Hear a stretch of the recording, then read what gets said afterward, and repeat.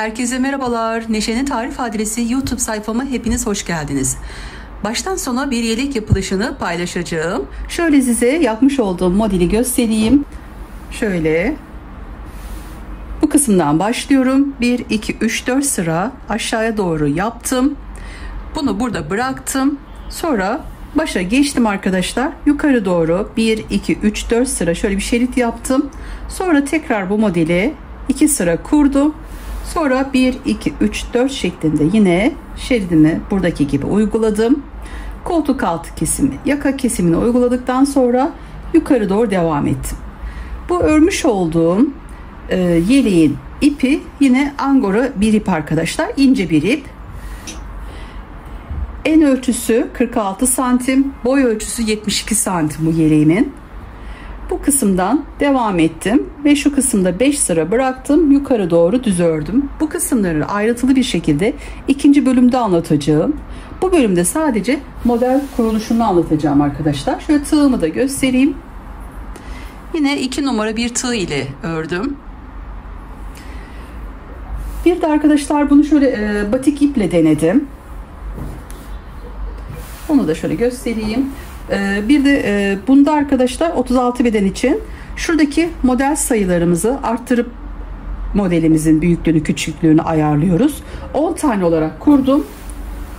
Şöyle diğer yapmış olduğum yeleği de göstereyim. Bunu biraz daha büyük denedim. Bunu yaptıktan sonra videomu çekmeye karar verdim. Çünkü bu küçük gelecek. Hani ben ilk defa denediğim için size de şöyle yardımcı olabilmek açısından 2 model daha arttırıp tekrar baştan yaptım. Bunu batik ip ile denedim. Şu kısımdan başladım. Önce düz kısmı yaptım. Sonra bu düz şeridi bitirdikten sonra başa geçtim. Modelimi kurdum arkadaşlar. Bu kısma geldikten sonra tekrar baştan bu kısmı yaptıktan sonra tekrar başa gelip modelimizi kuruyoruz batik ipimizle yaptığımız zaman. Şu kurmuş olduğumuz kısım her zaman yeleğimizin ön kısmında olması gerekiyor. 1, 2, 3, 4, 5, 6 sıra yaptım.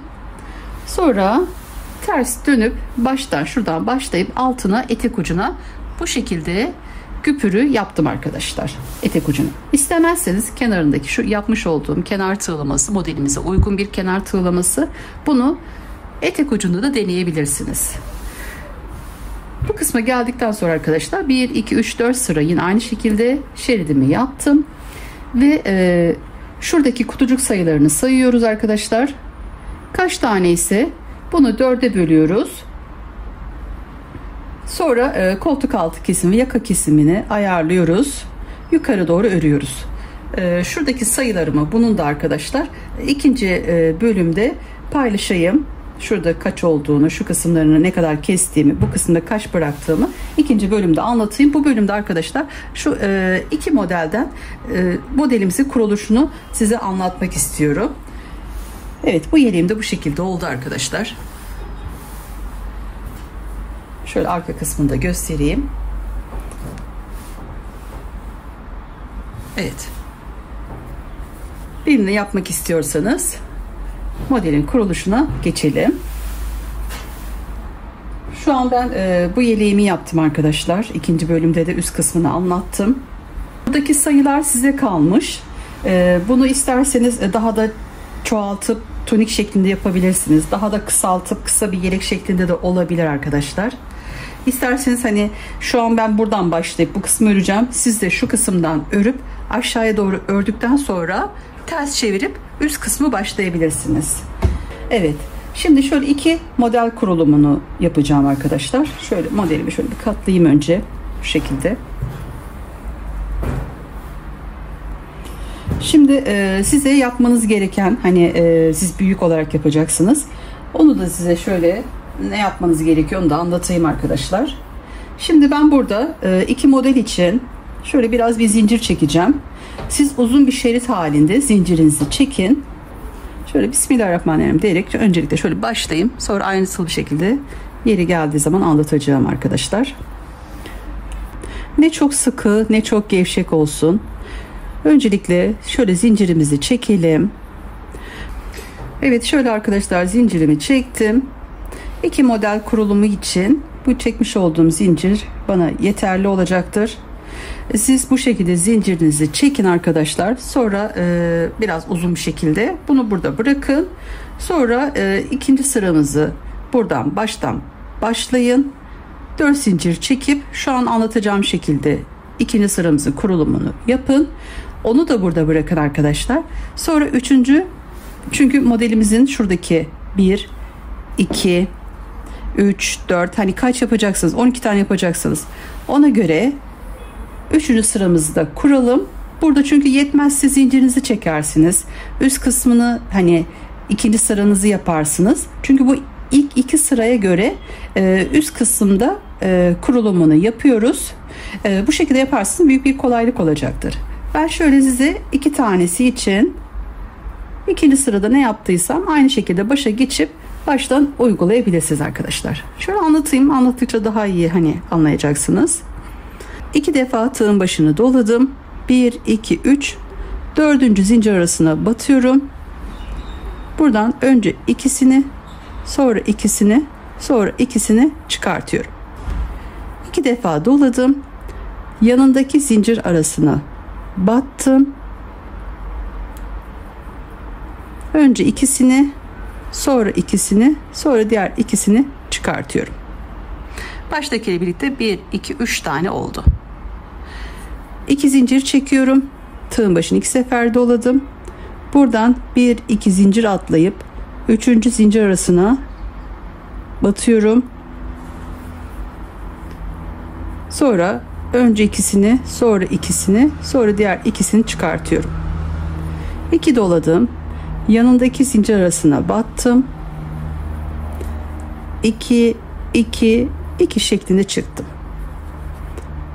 Tekrar 2 defa doluyorum. Yanındaki zincir arasına batıyorum.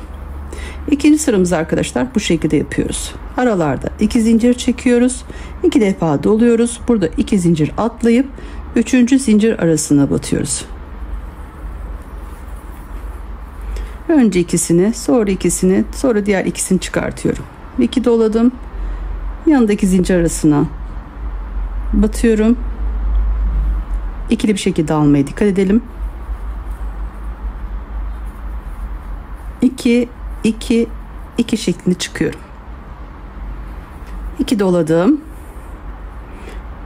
Yanındaki zincir arasına battım. Önce ikisini, sonra ikisini, sonra ikisini çıktıktan sonra 2 zincir çekiyorum. Evet. İlk sıramızı bu şekilde yapıyoruz arkadaşlar. Bunu da bu şekilde örelim. Sonuna gelip burada bırakalım arkadaşlar. Sonra bir üst sıramızda modelimizi kurmaya başlayalım. Evet, bu şekilde arkadaşlar. Şöyle 1, 2, 3, 4, 5, 6, 7, 8, 9, 10, 11, 12, 13 tane yaptım.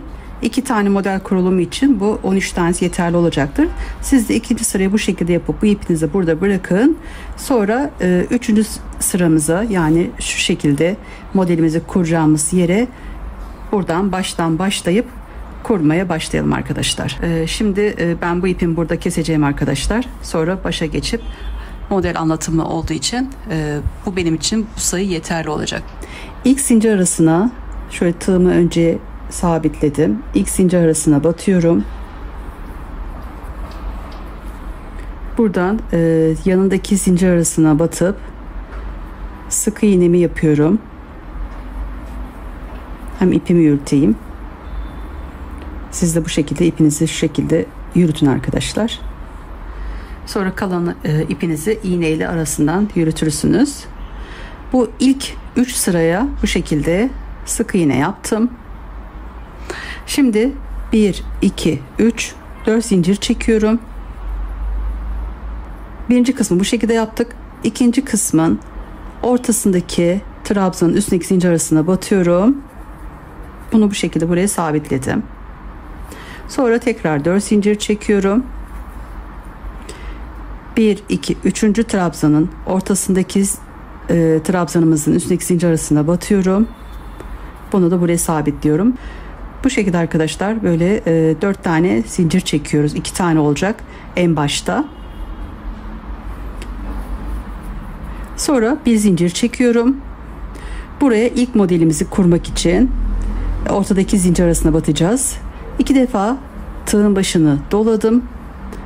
Ortadaki trabzanın üstündeki zincir arasına battım ve ilk modelimin kurulumuna başlıyorum. 2-2 şeklinde çıkıyorum.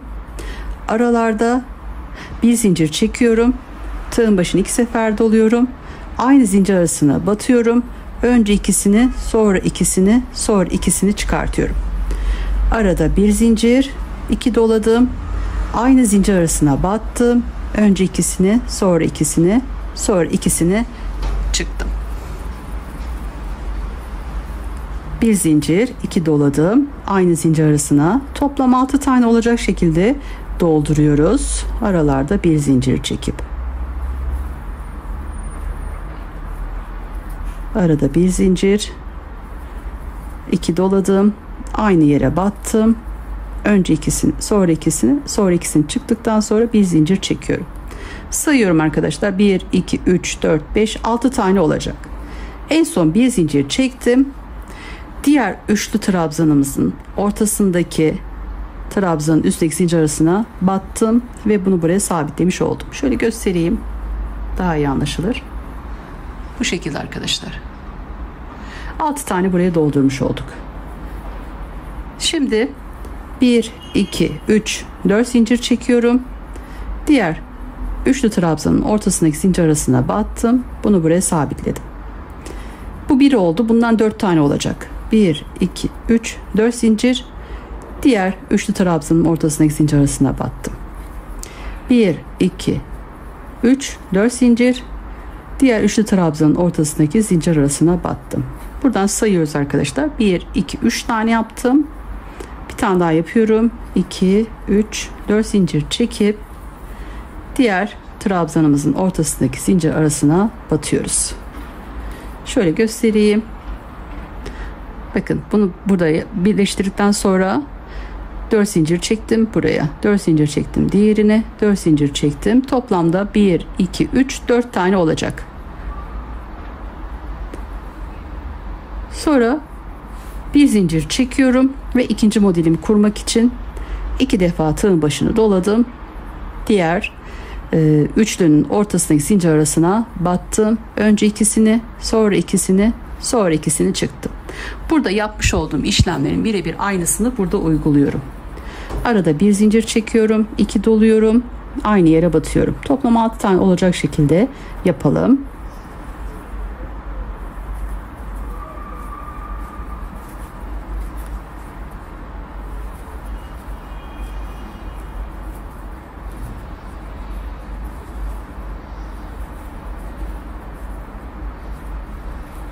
Bir, 2, 3, 4, 5 ve 6.'yı da yapıyorum. Sonra bir zincir çekiyorum ve diğer ortadaki zincir tepesine batıyorum. Evet, şöyle göstereyim. 1, 2, 3, 4, 5, 6. Evet, bu şekilde. Ortalarda 4 tane olacak arkadaşlar. Başlarda 2 ve sonda 2 olacak. Bu kısımlar başı ve şu an son kısmına geldiğim zaman yapacağınız yeri anlatıyorum. 4 zincir çekiyorum. Buradaki diğer trabzanın ortasındaki zincir arasına battım. 4 zincir çektim. En son kısım geldiğimiz zaman şuradaki arkadaşlar, ilk baştaki zincir arasına batıyorum.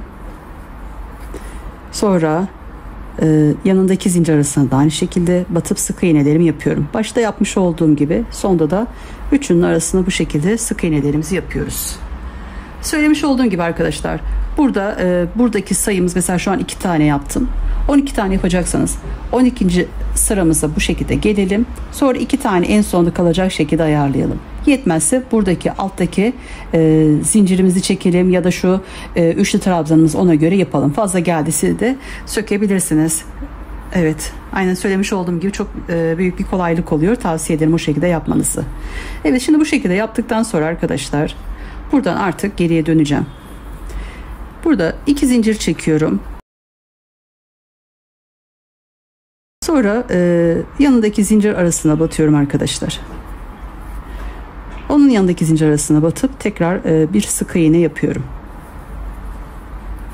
Model olarak birinci sıramız bu şekilde. Şu kısım arkadaşlar. Şimdi ikinci kısmı yapacağız. Burada aralarda iki yerde arttırma yapıyoruz. Sayımızı çoğaltacağız arkadaşlar. Şöyle. İlk sıramızı bu şekilde sık iğnelerimizi yaptık. Sonra 1, 2, 3, 4 zincir çekiyorum. Buradaki 4 zincir birleştirmiş olduğum şuradaki zincir arasına batıyorum. Burada bir tane bu şekilde oldu. Şimdi 1, 2 zincir çekiyorum. Bir altta bir zincir çekmiştik bu kısmı yaparken. Şimdi 2 zincir çekip tığın başını 2 sefer doluyorum. Burada 6 tane yapmış olduğumuz trabzanın birinci trabzanın üstündeki zincir arasına batıyorum. Önce ikisini, sonra ikisini, sonra ikisini çıkartıyorum. Bu şekilde arkadaşlar. Başta 2 zincir çektik arkadaşlar. Şimdi buradaki bütün aralarda 3 zincir çekiyoruz. 3 zincir çektim. 2 doladım. Diğer trabzanımın üstteki zincir arasına battım. Önce ikisini, sonra ikisini, sonra ikisini çıktım. 1, 2, 3 zincir çektim. 2 doladım. 1, 2, 3. trabzanın üstteki zincir arasına battım. Önce ikisini, sonra ikisini, sonra ikisini çıkarttım. Bu kısımda arttırma yapacağız. 8 tane olacak. Birinci trabzanımızı doldurduk. İkinciyi doldurduk. Üçüncüyü de yaptıktan sonra burada bir tane arttırma için 3 zincir çekiyorum. Tığın başını 2 sefer doladım ve aynı araya batıyorum arkadaşlar bu kısımda. 2 doladıktan sonra aynı zincir arasına batıyoruz. Önce ikisini, sonra ikisini, sonra ikisini çıkartıyoruz. Bakın şöyle göstereyim. 1, 2, 3. 3'e tekrar battık. Dördüncüyü de aynı yere battık. Sonra 3 zincir çekiyorum.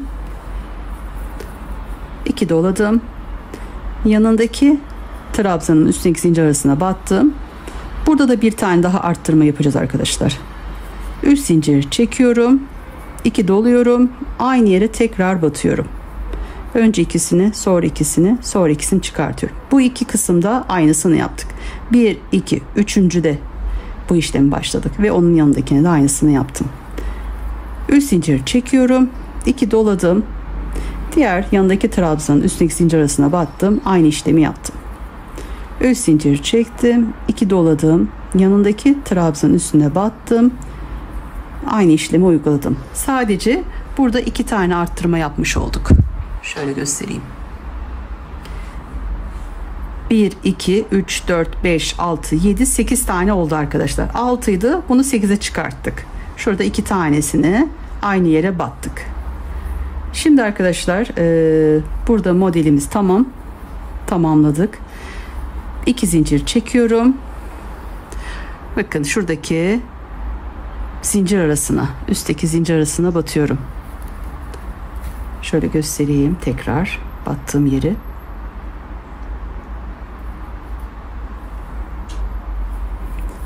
Sonra 1, 2, 3, 4 zincir çekiyorum. Diğer zincir arasına, yanındaki zincir arasına batıyorum. Bu kısmı arkadaşlar 4 zincir çekip batmış olduğumuz yere. 1, 2, 3, 4 zincir çekiyorum. 4 zincir çekip bir altta batmış olduğum buradaki zincir arasına batıyorum. Şöyle göstereyim arkadaşlar. Burada aşağıda 4 tane vardı. Bu kısımda şimdi 2 tane oldu. Şimdi 1, 2 zincir çekiyorum. Burada bir tane modelimizi bu şekilde tamamladık. Şimdi ikinci modelimizi, buradaki yapmış olduğumuz işlemler aynısını burada tekrarlayacağız. Burada 2 zincir çektim. Tığın başını 2 sefer doladım. Birinci trabzanımın üstündeki zincir arasına battım. Önce ikisini, sonra ikisini, sonra ikisini çıktım. Sonra 1, 2, 3 zincir çektim. 2 doladım. Diğer yanındaki zincir arasına battım. Aynı işlemi burada da uyguluyoruz. Önce ikisini, sonra ikisini, sonra ikisini çıkartıyoruz. Birinciye battım, ikinciye battım. Şimdi üçüncü için 3 zincir çektim. 2 doladım. Üst kısmına battım. Burayı tekrar bir tane daha yapacağız arkadaşlar. 3 zincir çekiyorum. 2, 3, 2 doluyorum. Aynı yere batıyorum. Sonra 1 2 3 zincir, 2 doladım, yanındaki zincir arasına batıyorum, aynı işlemi uyguluyorum. Burada bu şekilde 2 tane oldu. Şimdi aynı şekilde bu kısmı da 2 tane olacak. Altta sayımız 6 idi, bu kısımda 8 tane olacağı için bu işlemi yapıyoruz.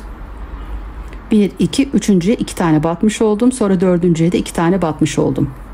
Sonra 3 zincir çekiyorum, 2 dolayıp yanındaki zincir arasına, trabzanın üstteki zincir arasına battım. 3 zincir çektim ve en son alttaki zincir arasına battım. 2 2 2 şeklinde çıktım ve 2 zincirimi çektim. Şimdi bakın şöyle arkadaşlar, burada bir 4 zincirimiz var. Onun yanındaki şuradaki zincir arasına batıyorum, ortadaki. Bunu buraya sabitledim. Sonra 1 2 3 4 zincir çekiyorum. Şöyle göstereyim. Bu şekilde 2 modelimiz kuruldu. Şimdi son kısmı geldiğimiz yer bu şekilde arkadaşlar olacak. 4 zincir çektikten sonra ilk baştaki, şu kısımda ilk baştaki zincir arasına battım. Sık iğnemi yapacağım burada arkadaşlar. Sonra yanındakine de aynı şekilde batıyorum, sık iğne yapıyorum. Şöyle en sona da batıyorum arkadaşlar, sık iğnemi yapıyorum. 3 tane sık iğne yapmış oldum en sonda. Şimdi burada 1 2 3 4 5 zincir çekiyorum ve geriye dönüyorum. Evet, ilk sıramızda 6 yaptık. Bu kısımda 8 tane oldu. Şimdi arkadaşlar 5 zincir çektim, geriye döndüm. Birinci sıra, ikinci sırayı yaptık. Şimdi üçüncü sırayı yapacağız. Bu şekilde arkadaşlar. Bunun için 5 zincir çektim. Arada bir zincir atlıyorum. Yanındaki zincir arasına batıp bunu buraya sabitledim. 1 2 3 zincir çekiyorum. Tığın başını 2 sefer doladım. Burada ilk trabzanımızın üstündeki zincir arasına battım. 2 2 çıktım. 2 tane zincirim burada kalacak. Bu ikisini çıkartmıyorum. 2 defa doluyorum. Aynı yere tekrar battım. 2 2 şeklinde çıkarttım. Yine tutuyorum. 3 tane burada kaldı. 2 idi, 3 oldu. Tekrar doladım. Yani toplam şu kısımda 3 tane olacak arkadaşlar. Aynı 2 2 çıktım. Şimdi bakın 1 2 3 4 tane oldu. 2 idi, 3 oldu, 4 oldu. 3 tane bu kısım tamamladıktan sonra burada 4 olunca 4'ünü bir çıkartıyorum. 2 3 4 zincir çekiyorum. Şöyle göstereyim. Sonra buradan 1 2 3 ve şurada 4. zincirim var. Şöyle tığım aralarından geçirip bunu buradan şöyle kapatıyorum arkadaşlar. Küçük böyle bir pıtırcık diyelim, pıtırcık yapıyoruz. Sonra arada 3 zincir çekiyorum. Şimdi sıradaki trabzanın üstteki zincir arasına bu işlemleri uygulayacağım. 2 doladım. Diğer trabzanın tepesine, zincir arasına battım. Önce ikisini, sonra ikisini çıkarttım. 2 tane tığımda bıraktım. 2 doladım. Aynı yere battım. Önce ikisini, sonra ikisini çıkarttım. Burada 3 oldu. 2 doladım. Aynı yere battım. Önce ikisini, sonra ikisini çıkarttım. 4 tane olunca 4'ünü bir çıkartıyorum. 1 2 3 4 zincir çekiyorum ve aralarından şu şekilde tığımı geçirip şöyle bir pıtırcık yapıyorum burada. Burada yapmış olduğum işlemlerin aynısını burada uyguladım. Arada 3 zincir çekiyorum. Şimdi diğer trabzanımızın üstüne aynı işlemleri uygulayacağız. Tığın başını 2 sefer doladım. 1 2 3. zincir tepesine battım. Önce ikisini, sonra ikisini çıkarttım. İkisi burada kaldı. 2 doladım. Aynı yere battım. 2 2. Yine doladım. Aynı yere battım. Önce ikisini, sonra ikisini. Burada 4 tane kalınca 4'ünü bir çıkarttım. 1 2 3 4 zincir çektim. Şimdi pıtırcı yapacağım. Şöyle tüm zincir aralarından 4 tane geçiyoruz yani arkadaşlar. 4 zincir arasından geçip bunu burada çıkartıyorum. Bu şekilde bakın 3 tanesini yapmış oldum. Aynı şekilde hepsini yapacağız. 1 2 3 zincir, 2 dola. Yanındaki zincirin tepesine bat. Önce ikisini, sonra ikisini çıkart. Burada 2 tane tığımızda kalınca tekrar doluyoruz. Aynı yere batıyoruz. 2 defa doladım. Aynı yere battım. Tığımda 4 tane kalınca 4'ünü bir çıkartıyorum. 4 zincir çekip buraya zincir aralarından şöyle batıp pıtırcığımı yapıyorum.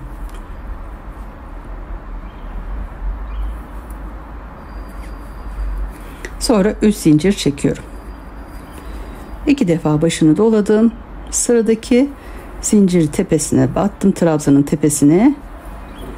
Sonra 2 2 çıktım. Tığımda 2 kalınca tekrar 2 doladım. Aynı yere battım. Aynı şekilde bu kısmı da uyguluyoruz. Tığımda 4 tane kalınca 4'üne bir çıkartıyorum. 1 2 3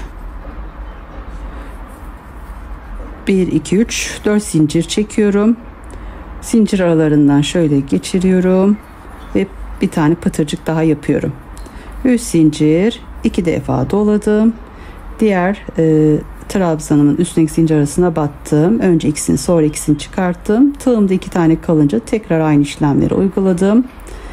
Ve buraya da aynı şekilde 4 tane kalınca 4'ünü bir çıkartıyorum. 1 2 3 4. Sonra aralarından şöyle geçirip buraya da pıtırcığı yapıyorum. Arada 3 zincir çekiyorum. Şöyle göstereyim arkadaşlar, bakın. 1 2 3 4 5 6 tane yaptım. Şu ikisini de aynı şekilde yapacağım. 3 zincirimi çektim, 2 doladım. 3 zincir arasına battım. Önce ikisini, sonra ikisini çıkarttım. Tığımda 2 kalınca 2 doladım. Aynı şekilde 3 tane olunca tığımda 4 tane kalıyor. 4'ünü bir çıkartıp 1 2 3 4 zincir çekiyorum. Aralarından şöyle yürütüp pıtırcığımı yapıyorum. Sonra 3 zincir çekip en son artık trabzanımın üstündeki zincir arasına battım. 2 2 çıktım, 2 doladım.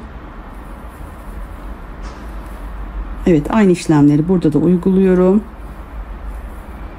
Tığımda 4 tane kalınca 4'üne bir çıkartıp 4 zincir çekiyorum. Pıtırcığımı yapıyorum.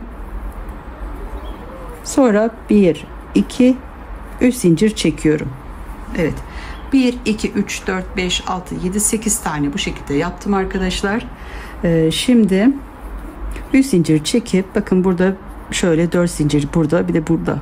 Şöyle ortada 2 tane var arkadaşlar. Şu ortadaki zincir arasına batıyorum.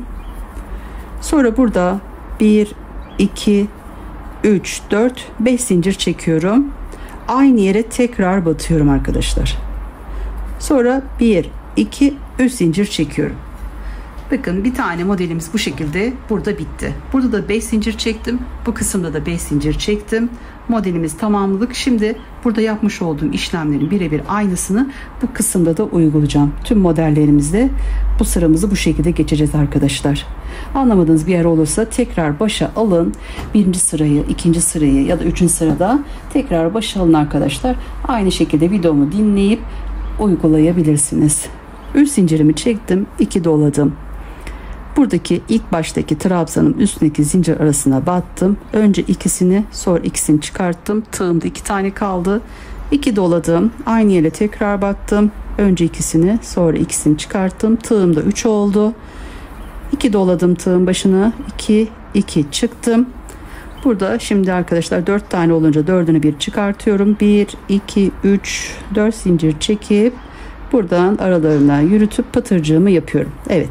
Arada da 3 zincir çekip bu kısmı da aynı burada yapmış olduğum şekilde tamamlıyorum. Evet arkadaşlar, ikinci modelimi de bu şekilde kurdum. 1 2 3 4 5 6 7 8. Aynı buradaki gibi 8 tane yaptım. En son 3 zincirimi çektim ve burada en sona geldiğimiz zaman burada bir tane dörtlü şöyle bir zincirimiz var. En başındaki, bakın bu kısmın en sonunda hani böyle sık iğneler yapmıştık. Onun en başındakine battım. Buraya 1 2 3 4 5 zincir çektim. Sonra buradaki en sondaki zincir tepesine batıyorum. 1 2 3 4 5 zincir çekiyorum.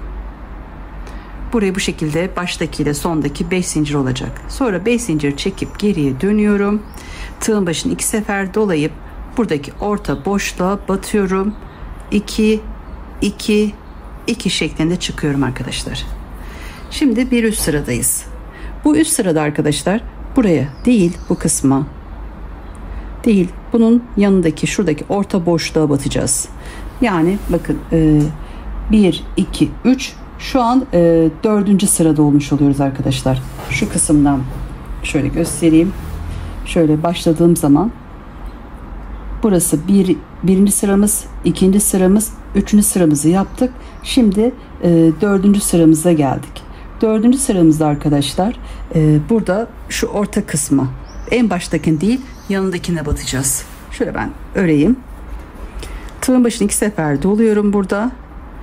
Buradaki bir tanenin, yani şurası değil arkadaşlar, şu kısma batıyorum.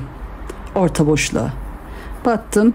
2 2 2 şeklinde çıktım. Arada 5 zincir çekiyorum. 3 4 5 5 zincirimi çektim.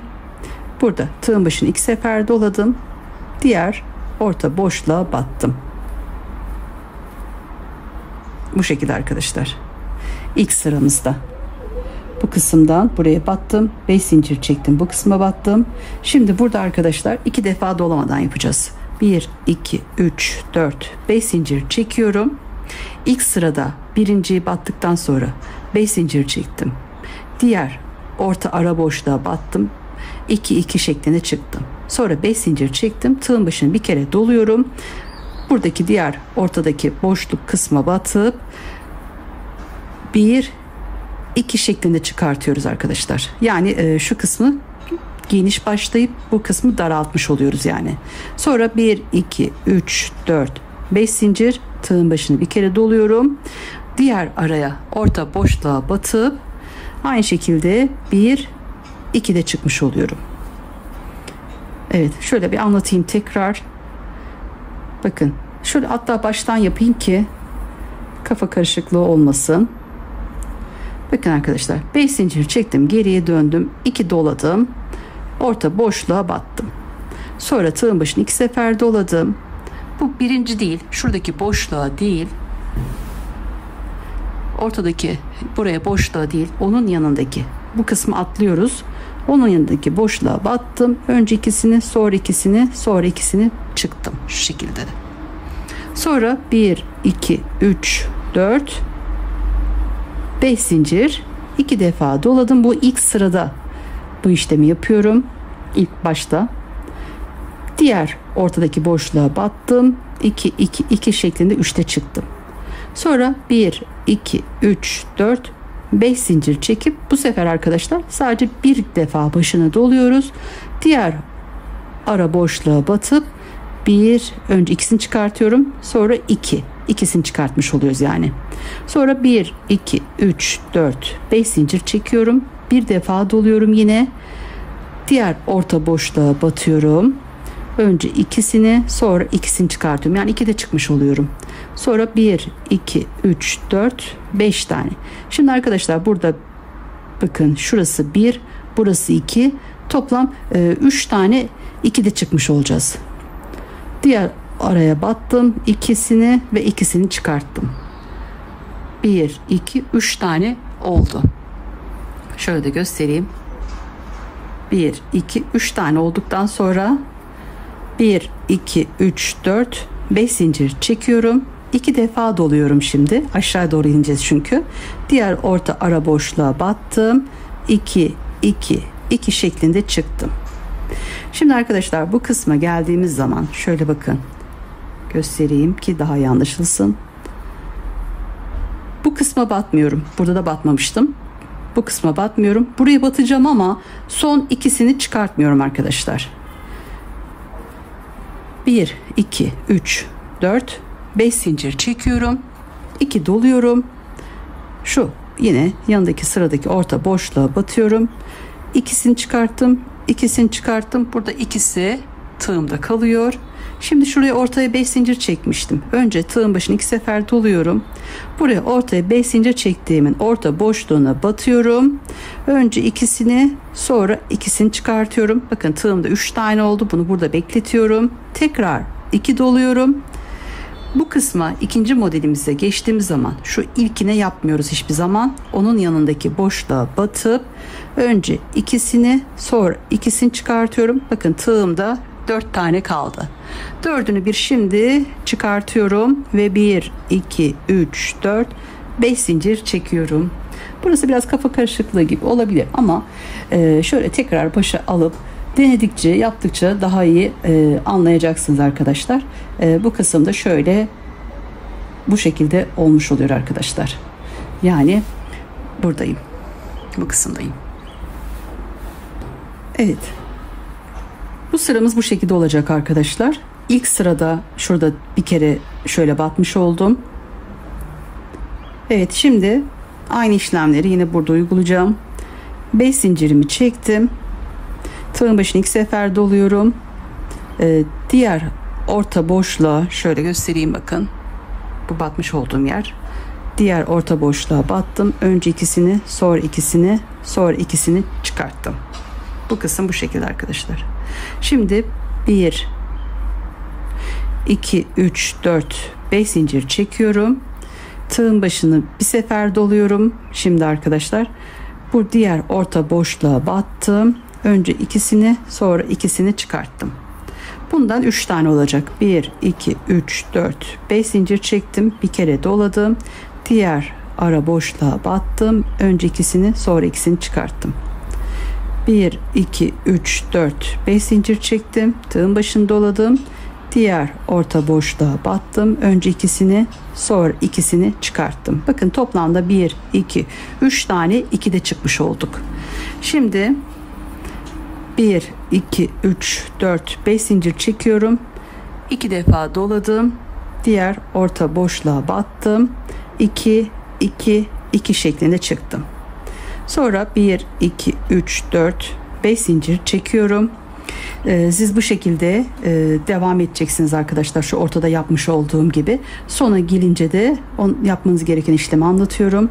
En sona geldiğimiz zaman arkadaşlar, hani bu kısmı yaptıktan sonra şurada ikisini çıkartmıyorduk ama en sonda tığın başını 2 sefer doluyorum. Bu orta kısmı batıp bunların hepsini bir burada çıkartıyorum arkadaşlar. Sonra tığın başını 2 sefer dolayıp bu orta 5 zincir çekmiş olduğum yere batıyorum. Önce ikisini, sonra ikisini, sonra ikisini çıkartıyorum. Sonra tığın başını 2 sefer dolayıp aynı yere batıp aynı işlemleri şuradaki zincirlerimi biraz uzun bırakıp yapıyorum arkadaşlar. Burada artık geriye döneceğim. 2, 3, 4, 5 zincir çekiyorum. Geriye dönüyorum. Evet, şu an şuradaki son sıradayız arkadaşlar. Bu kısmı anlatayım. Şimdi 5 zincirimi çektim. Bu yanındaki tığın başını 2 sefer doluyorum. Yanındaki zincir arasına battım. Önce ikisini, sonra ikisini, sonra ikisini çıktım. Sonra 2 defa doladım. Yanındaki zincir arasına battım. 2, 2, 2 şeklinde çıktım arkadaşlar. Şimdi burada arkadaşlar 1, 2 zincir çekiyorum. Tığın başını bir defa doluyorum. Burada bir ayarlama yapacağız. Yani bu kısım büyük, sonra biraz daha küçük, sonra daha küçük olacak şekilde ayarlamalar yapacağız. Şöyle göstereyim. 2 zincirimi çektim. Tığın başını bir kere doluyorum. Buradaki İlk şöyle şuradaki boşluğa batıyorum arkadaşlar. Ve 2 de çıktım. Tığın başını doladım. Ortadaki yanındaki, yani şuradaki trabzanın üstteki zincir arasına battım. 2, 2 şeklinde çıktım. Tığın başını doladım. Şimdi buradaki boşluğa battım. Bu şekilde 2 de çıktım. Şimdi önce bu kısım arkadaşlar böyle 2 2 çıktığımız üçlü oluyor. Sonra 2 zincir çekiyoruz. Burası 2 tane olmuş oluyor. Böyle biri boşluğa batıyoruz. Bir ortaya, bir boşluğa batıyoruz. Şimdi arkadaşlar buradaki sayımızı daha da küçültmüş olacağız. Bunun için Arada 2 zincir çekiyoruz. Hiç tığın başını almadan şu kısım orta boşluğa batıyoruz. Sonra buradaki zincir arasına batıyoruz ve yanındaki zincir arasına boşluğa batıyoruz. Bakın 3'tü burası. Burası 2. Burası direkt sık iğne şeklinde oldu. Arada 2 zincir çekiyorum. Bu işlemi 3 defa uyguluyoruz. Biri burada. 2 zincir çektim. Orta boşluğa battım. Yanındaki zincir arasına battım ve yine orta boşluğa battım. 1 2 yaptık. Şimdi bir tane daha yapacağız. 2 zincir çektim. Buraya yakınına orta boşluğa battım. Zincir arasına battım ve orta boşluğa battım. Burada arkadaşlar 1 2 3 şeklinde üst kısmı yapacağız arkadaşlar. Bakın şuradayım şu an. Bakın burada üçlü, sonra ikili, sonra bakın 1 1 1 şeklinde şu üst kısımdaki yerleri hazırlamış oluyoruz burada arkadaşlar. Şimdi burada şu başta yapmış olduğum işlemi yapıp sonra şuradaki işlemi burada uygulamış olacağım arkadaşlar. Şöyle yapayım. Burada 1 2 3 tane uyguladım. Şimdi 2 zincir çekiyorum. Tığın başını bir kere doladım. Orta boşluğa battım. 2 de çıktım. Zincir arasına battım. 2 de çıktım. Sonra boşluğa battım. 2 de çıktım. Tığın başını alıp bu şekilde şurada yapmış olduğum işlemi burada uyguladım. Şimdi arkadaşlar 2 zincir çekiyorum. Tığın başını şimdi 2 sefer doluyorum ki hani şuradaki boşluğumuzu yukarı doğru doldurmuş oluyoruz. Şu orta boşluğa bakın arkadaşlar, şu kısım şurası. Boşluğa battım. 2 2 2 şeklinde yukarı çıkmış oldum. 2 doladım. Şurada ortada hepsini bir çıkarttığımız yerin şöyle bir orta boşluğuna batıyorum. Önce ikisini, sonra ikisini, sonra ikisini çıkartıyorum. 2 doladım. Şimdi buradaki boşluğa batıyorum. 2 2 2 şeklinde çıkıp 2 zincir çekiyorum. Size şöyle bir göstereyim. Bakın arkadaşlar. Bu kısmı şöyle dümdüz yapmış olduk. Burada 3 2, sonra sık iğne 3 tane oldu. Sonra 2 3 şeklinde yaptık. Şu kısmı düzleştirmek için buradaki yapmış olduğum işlemin aynısını bu kısımda da uyguluyorum. Yapalım.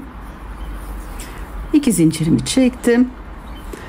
Şöyle trabzanımın bir bu tarafına battım. 2 de çıktım. Trabzanın üstündeki zincir arasına battım. 2 de çıktım. Boşluğuna battım. 2 de çıktım ve 2 zincir çektim. Evet. Bakın bu şekilde dümdüz oldu bu kısım.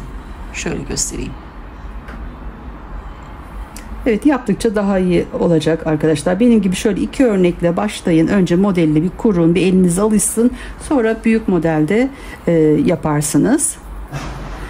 Birkaç şöyle denemek daha kolay oluyor sıraları.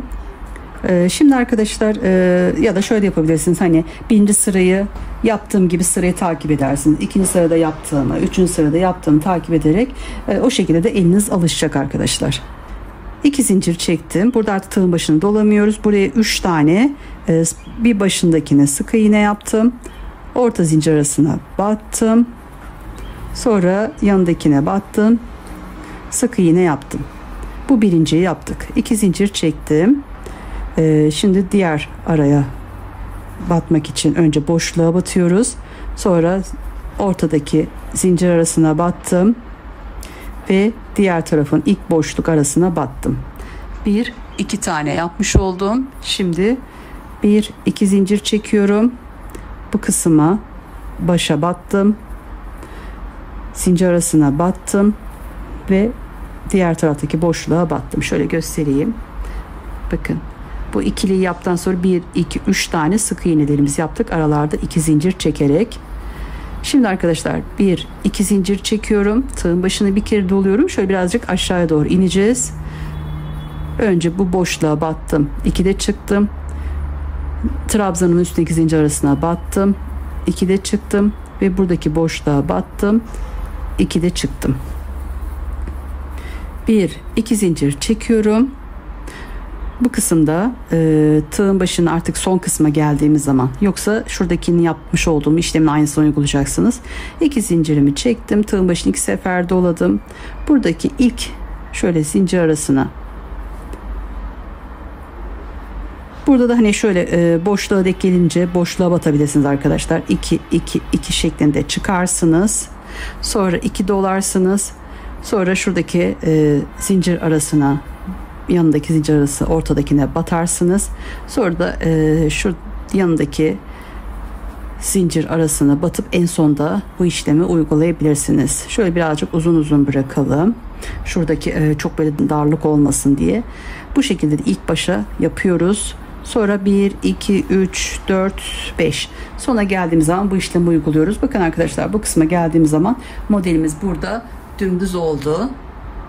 Evet. Şimdi arkadaşlar son sıramız artık şu kısım oluyor. Modelimizin tekrar başta yapmış olduğumuz yeri burada uygulayıp sonra üst kısmına tekrar ikinci modelimizi kurmuş olacağız. Ben onu da yapayım ki size daha iyi anlaşılsın. Evet, burada 5 zincirimi çektim, geriye döndüm. Tığın başını 2 sefer doluyorum. Yanındaki zincir arasına batıyorum.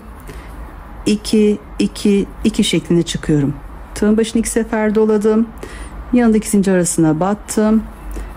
2 2 2 şeklinde çıktım. 1 2 zincir çekiyorum aralarda, 2 doluyorum. Bakın burada 2 zincirden sonra 1 2 3 tane şurada aşağıda yerini hazırladığımız yerin ilk baştaki zincir arasına battım. 3'te çıktım. 2 doladım. Yanındaki zincir arasına battım. 3'te çıktım. 2 doladım. Yanındaki zincir arasına battım. 2 2 şeklinde 3'te çıkmış oldum. Sonra aralarda 2 zincirimiz var. 2 zincir çekiyoruz. Tığın başını 2 sefer doluyoruz. Evet, burada şimdi sıradaki 2 zincirden sonraki zincir arasına batıyorum. 2 2 2 şeklinde çıkıyorum. Bir altta yerlerini hazırlamış olduğumuz yerlere batıp bu sıramızda bu şekilde yapalım arkadaşlar. Evet. Aralarda 2 zincir çekip tığın başını 2 sefer doluyoruz. İkili şeklinde 3'te çıkıyoruz arkadaşlar. Şöyle göstereyim, bakın. Bu şekilde. Evet. Bu kısmı yaptıktan sonra tekrar buradaki model kurulumunu yukarı devam edeceğiz. Burada yerleri hazır. 2 zincir çektik. Şurada 3 yer var. Aynı şekilde devam ediyoruz. 2 zincir bu kısma, 2 zincir buraya, 2 zincir orta kısma şuraya, 2 zincir bu kısma, 2 zincir burası, 2 zincir bu şekilde arkadaşlar. Şöyle sona kadar gelelim. Evet arkadaşlar, bu sıramı da bakın söylemiş olduğum yerlere batarak sıra sonuna kadar geldim. 2 modelimizi bu şekilde kurduk. Buradaki yapmış olduğum sıraları takip ederek bu işlemleri tekrar yapabilirsiniz. Burada 2 zincir çekip geriye dönüyoruz ve modelimizi baştan kuruyoruz. Bu bakın şöyle baktığımız zaman, koyduğumuz zaman bu modelimizin düz kısmı, ön kısmı arkadaşlar. Şöyle yakından göstereyim. Mutlaka modeli kurduğumuz ilk sıramız bu yön kısımda olması gerekiyor. Evet, şimdi burada dibine değil yanındaki zincir arasına battım ve onun yanındaki zincir arasına battım. İlk yapmış olduğumuz sıramıza geldik arkadaşlar. Burada 4 zincir çekiyoruz. Şöyle hızlı bir şekilde anlatayım. Böyle birinci değil, ikinci ortadaki trabzanın üstündeki zincir arasına battım. 1 2 3 4 zincir çektim. Diğer üçlü trabzanımızın ortadaki zincir arasına batıyoruz. Sonra bakın burada 1 2 tane olduktan sonra bir zincir çekip 2 doluyorum. Diğer üçlü trabzanımızın ortasındaki zincir arasına batınca bakın alttaki ile de bu kısım aynı sırada olacak şekilde battım. 2 2 2 şeklinde çıktım. Arada bir zincir çektim. Aynı orta boşluğa battım. 2 2 2 şeklinde çıktım. Arada bir zincir çekmeyi unutmayalım. Aynı şekilde toplam bu kısımda 6 tane olacak şekilde dolduruyoruz ilk sıramızı. Aralarda bir zincir çekiyoruz. Bir zincir. 1 2 3 4 5 tane oldu. 6.'yı yaptıktan sonra bir zincir çekiyorum ve yanındaki üçlü trabzanımın ortasındaki zincir arasına battım. Bakın bu şekilde modelimiz alttakiyle aynı sırada 6 tane oldu. Sonra bu kısımlarda 4 zincir çekiyorum ve sıradaki şöyle trabzanımın ortasındaki trabzanın üstündeki zincir arasına batıyoruz.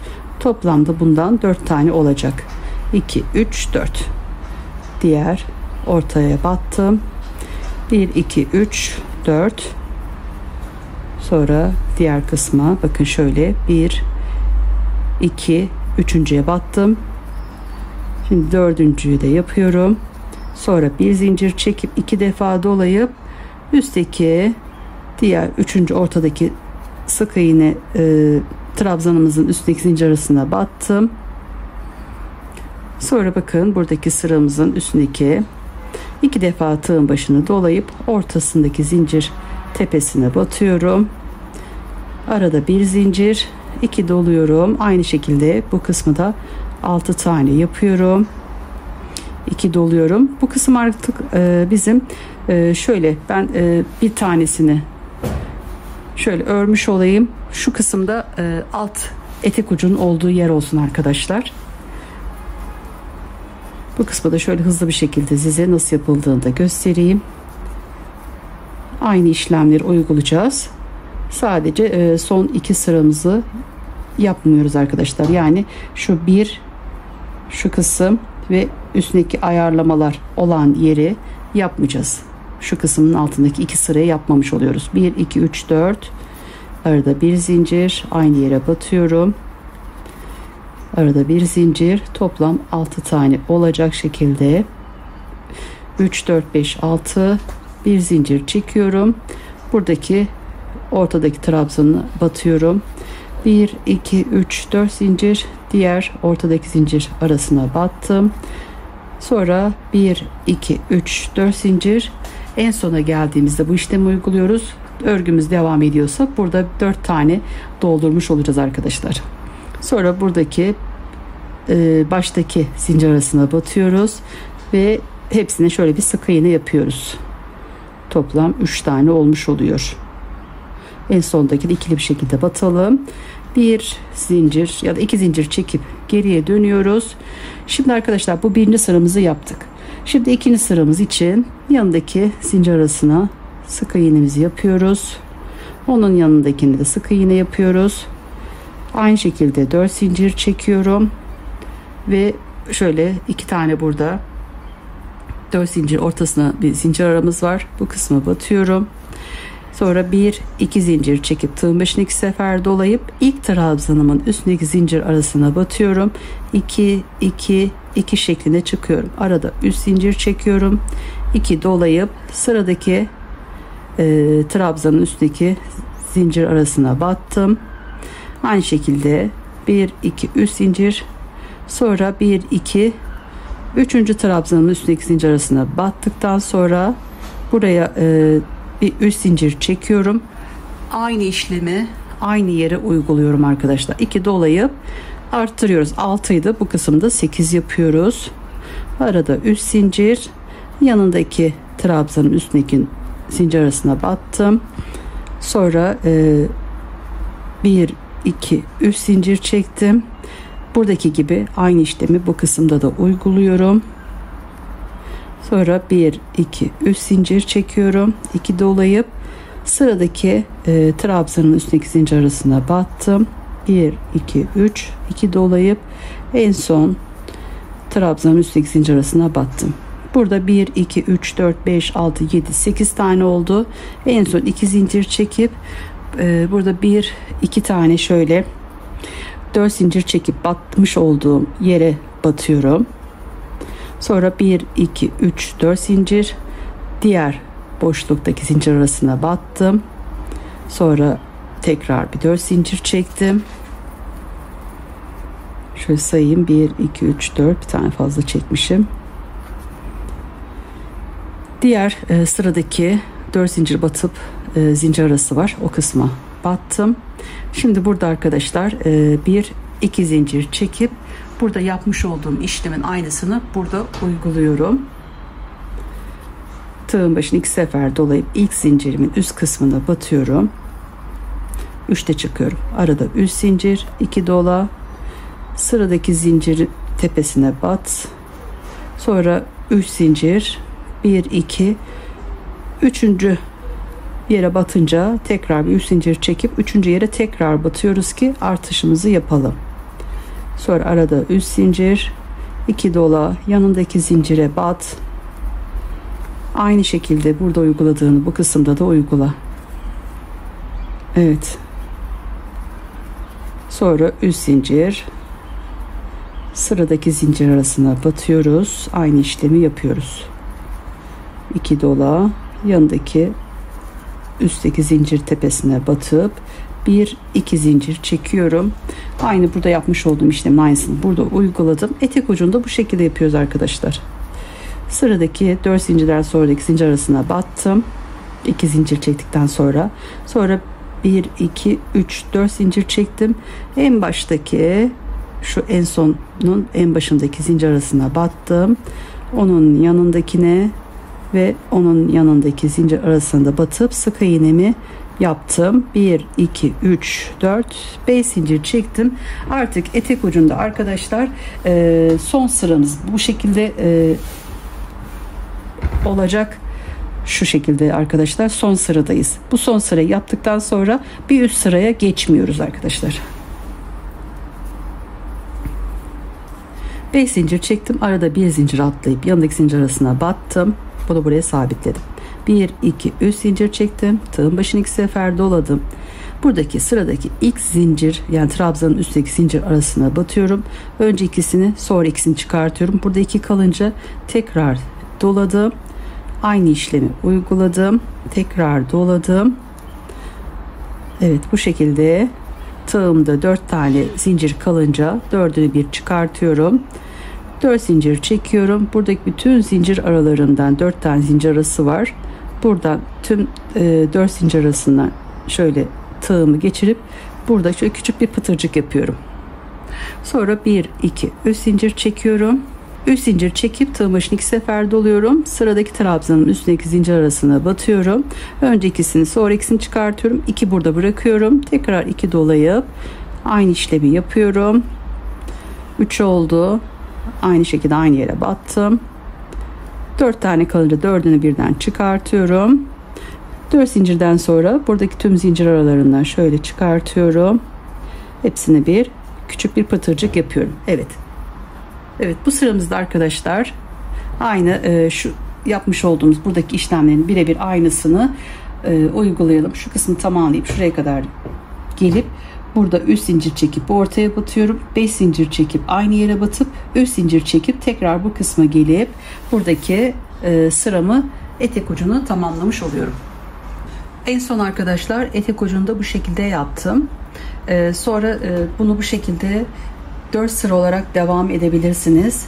Bu kısmı yaptıktan sonra sıradaki bu kısmı takip edip arkadaşlar bir sıra ve ikinci sıramızı geçtikten sonra tekrar bu işlemi yapıyoruz.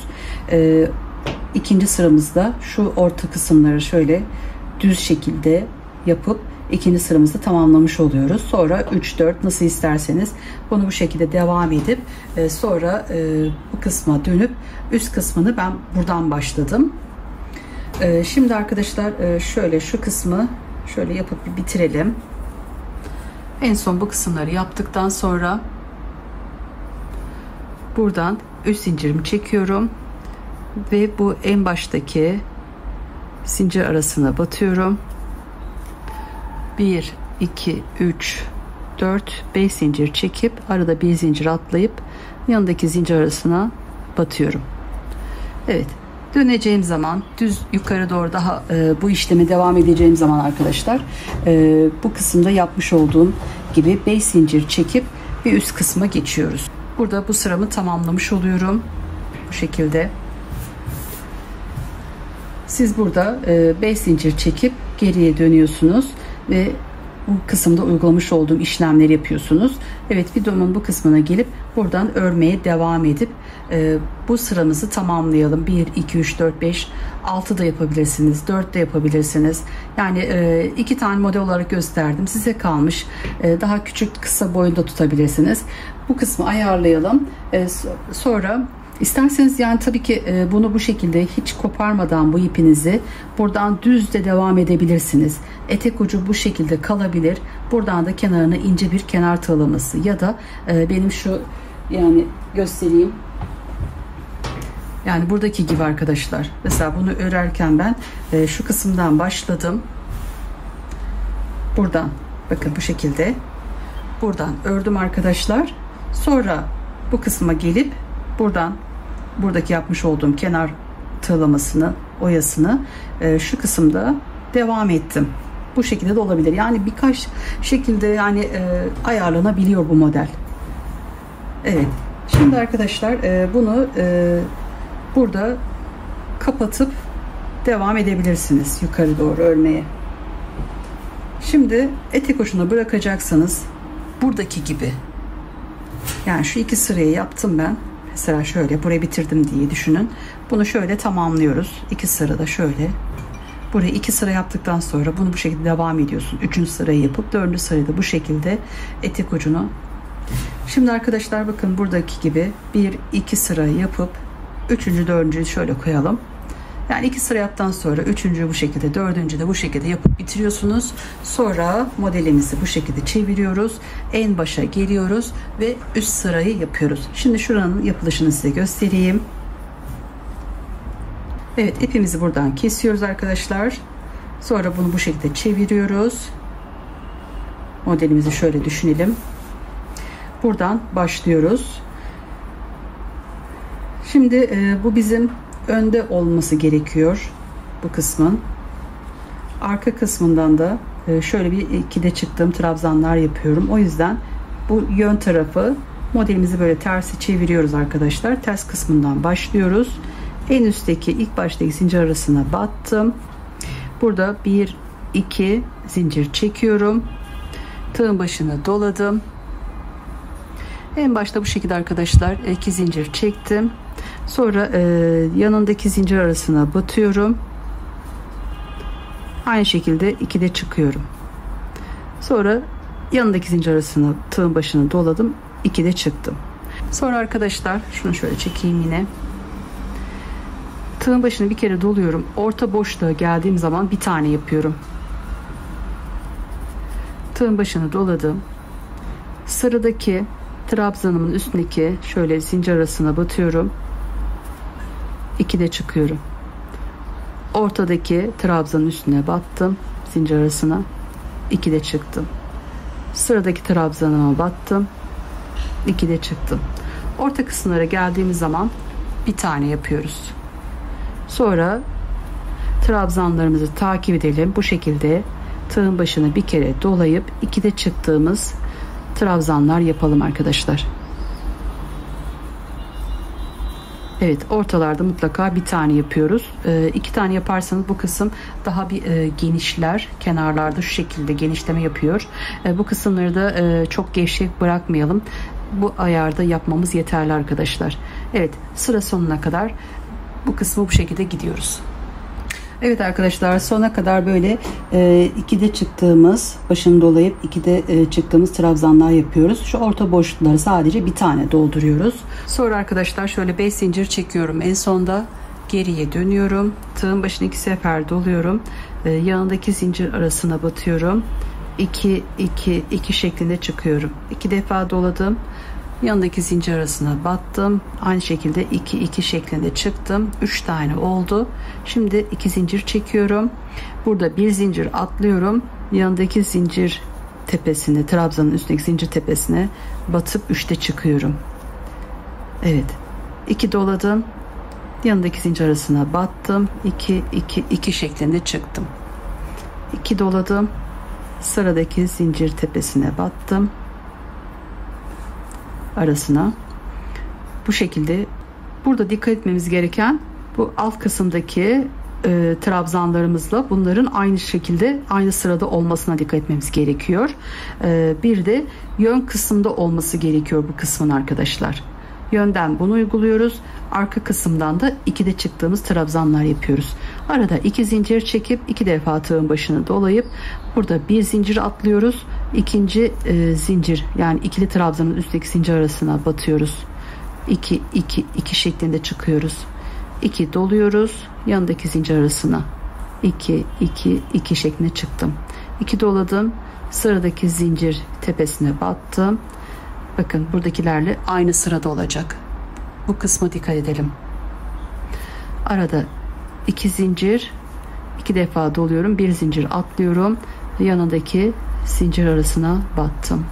Evet arkadaşlar, bu sıramızı da bu şekilde tamamlıyoruz üst kısmı. Evet, anlamadığınız bir yer olursa arkadaşlar yorumlar kısmından ya da Neşe'nin tarif adresi Instagram sayfam var, o kısımdan bana ulaşabilirsiniz. Evet, modelimiz bu şekilde arkadaşlar. Bu kısmı da bu şekilde örüyoruz. Sonra terse geldiğim zaman bu kısımda uygulamış olduğum işlemi yapacağım. Şöyle şu sıramı tamamlayayım ben öncelikle. Evet, sonuna kadar arkadaşlar sıramı yaptım, bitirdim. Şimdi burada 1 2 3 zincir çekiyorum. Geriye dönüyorum. Tığın başını bir kere doladım. Yanındaki zincir arasına battım. 2 de çıktım. Tekrar tığın başını dolayıp yanındaki zincir arasına batıyorum. 2 de çıkıyorum. Ortaya geldim. Bir tane dolduruyorum ortaya. Sonra sıradaki zincir arasına batıyorum. Trabzanın üstündeki zincir tepesine yani. Evet, şöyle yapayım arkadaşlar. Şu kısmı da göstereyim. Evet, bu sıra bu şekilde olacak. Aynı bu kısımda yapmış olduğum gibi. Buradaki 3 tane trabzanın üstündeki zincir aralarına batıyoruz. Aralarda şu kısımlara sadece bir tane yapmış oluyoruz.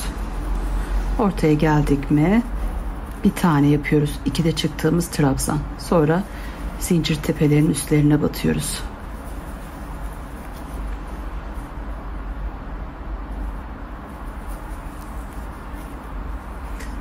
Evet, bu sıramızda arkadaşlar sadece ortaya bir tane batıyoruz. 2'de çıktığımız bu şekilde trabzanlar yapıyoruz. Sıramızı böyle tamamlıyoruz. Evet, ben bu modeli arkadaşlar bu şekilde yaptım. Önce buradan başladım. Aşağıya doğru ördüm. 1 2 3 dördüncü de şu şekilde bitirdim. Sonra buradan başladım. Modelimi bu şekilde kurdum. 1 2 3 4 şeklinde. Sonra tekrar 2 sıra modelimi buradan yaptım arkadaşlar. Bu kısma kurdum. Sonra aynı şekilde 1 2 3 4 sıra tekrar burada yapmış olduğum işlemi burada uyguladım. Sonra koltuk altı ve yaka kesimini yaptım. Bunu da arkadaşlar ikinci bölümde anlatıyorum. Bu bölüm bu şekilde arkadaşlar. İkinci bölümde görüşmek üzere. Kendinize ve sevdiklerinize iyi bakın. Allah'a emanet olun. Hoşça kalın.